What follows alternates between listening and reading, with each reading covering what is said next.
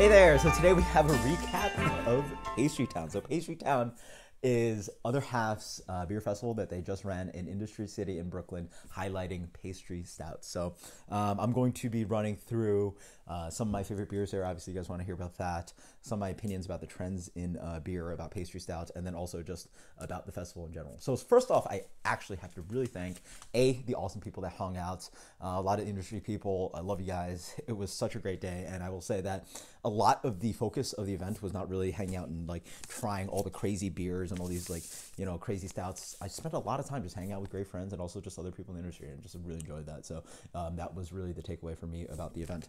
And also I have to thank all the awesome people that said hi. Thank you for Darwin's beer reviews.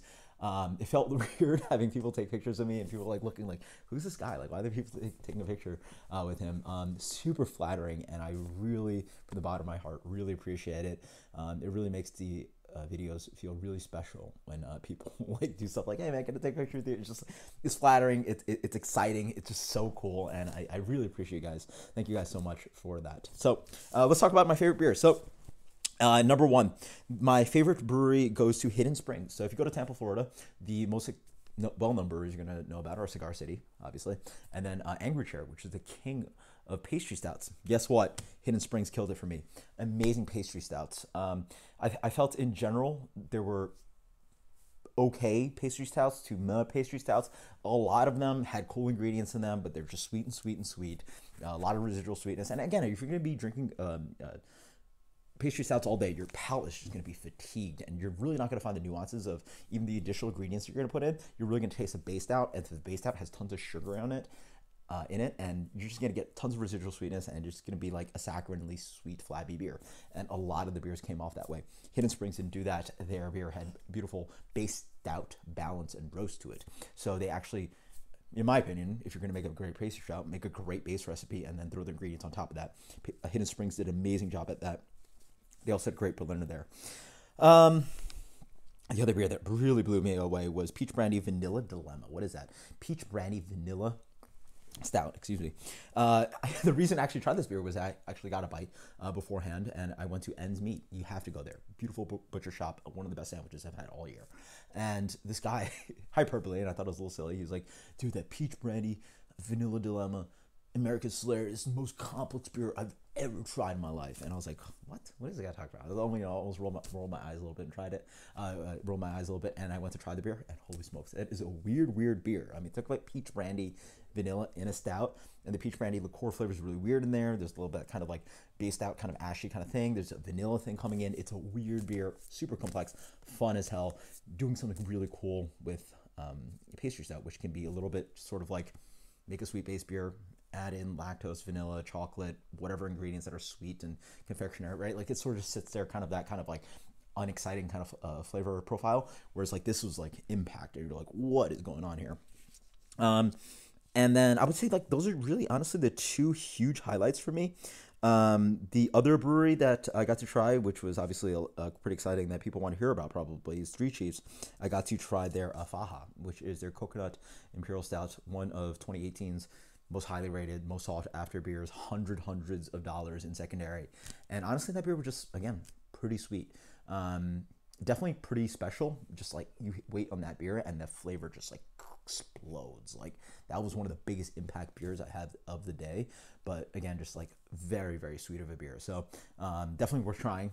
If someone has a Faha, definitely share it and definitely enjoy it. But you know, not worth the secondary. I thought it was great, so it is what it is. And so I'm going to be talking about the event in general. So first off, this was $100. You know, honestly, New York City, if you're going to go out for a night like and be drinking, you're probably going to spend somewhere close to that, and then you're not going to get the amazing special beers here, and then you also get a taster glass. So it is what it is.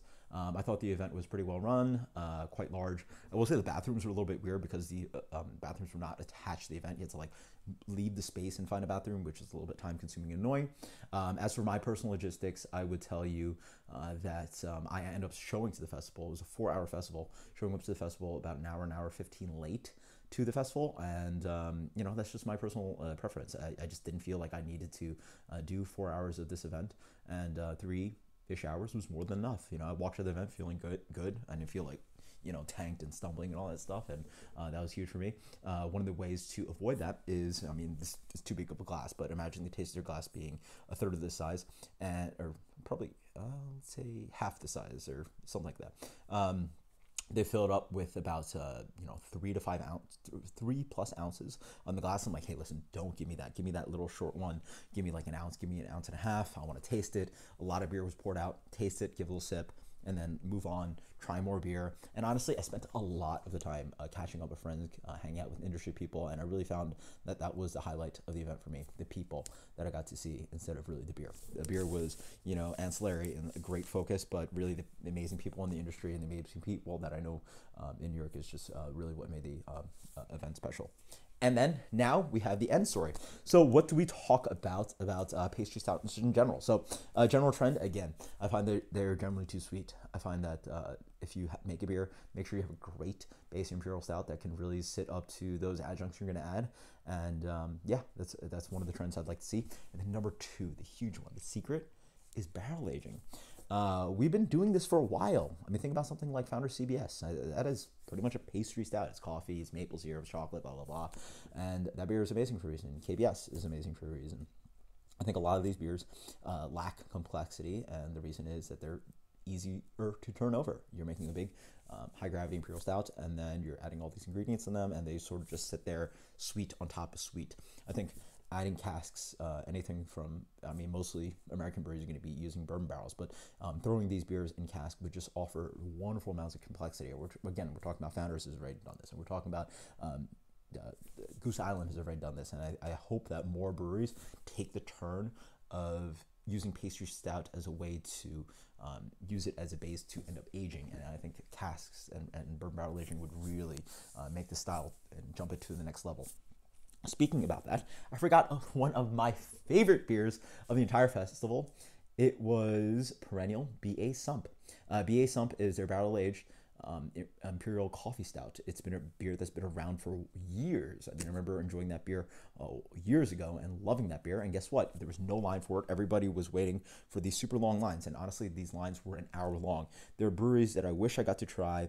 There are beers that I wish I got to try, but hour-long wait. Three Sons, Moxa, J. Wakefield, Horace just ran out of beer at some point, like really quickly. Three Chiefs, all these breweries had hour-long waits, and I'm not going to spend an hour out of my 3-hour festival waiting for one beer. So really long lines on that. And guess what? Perennial had no line. BA Sump was amazing. One of the few barrel-aged Imperial stouts out there. And who needs to have an Imperial stout with crazy flavors thrown into it when you can have amazing, world-class, one of the best barrel-aged Imperial stouts out there? BA Sump was killer by Perennial. So post in comments below about what you think about pastry stouts. And if you went to Pastry Town, thank you guys so much for everything. Until next time, guys. Cheers. Later.